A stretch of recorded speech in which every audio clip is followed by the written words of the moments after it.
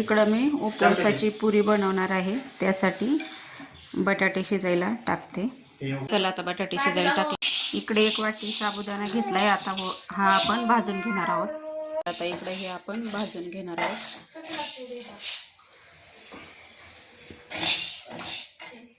आता हे साबुदाणा भाजून झालाय. आता हा आपण मिक्सरवर काढून घेऊ, फिरून याचं पीठ बनवून घेऊ. हे बारीक करून घेऊ. आता बारीक झाले. आता हे मळून घेणार आहोत आपण पीठ. बटाटे शिजून झाले, सोलून घेतले. आता इकडे ही मिरची आपण बारीक करून घेऊया.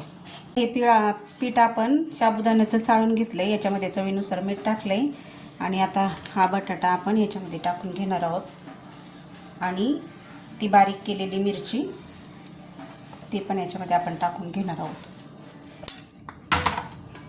तर हे पहा, ही मिरची आता टाकली आपण याच्या पुऱ्या बनवणार आहोत ना, त्यासाठी उपवासाच्या आहेत या.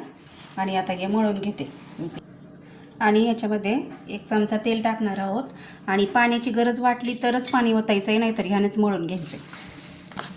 तर हे बघा, अशा प्रकारे आपण हे कणिक मळून घेतलंय. बिलकुल याच्यात पाणी वापरलेलं नाही आहे मी. बटाटे आणि तेल त्याच्यातच झालंय मळून. तुम्हाला जर गरज वाटली तरच पाणी टाका, नाहीतर टाकू नका. चला आता पुऱ्या लाटून घेऊ.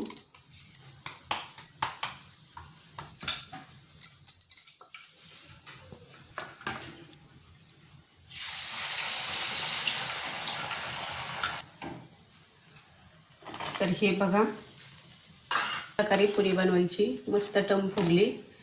आणि ही पुरी रेसिपी तुम्हाला कशी वाटली कमेंट करून नक्की सांगा. व्हिडिओला लाईक, शेअर, सबस्क्राईब करा. चला बाय.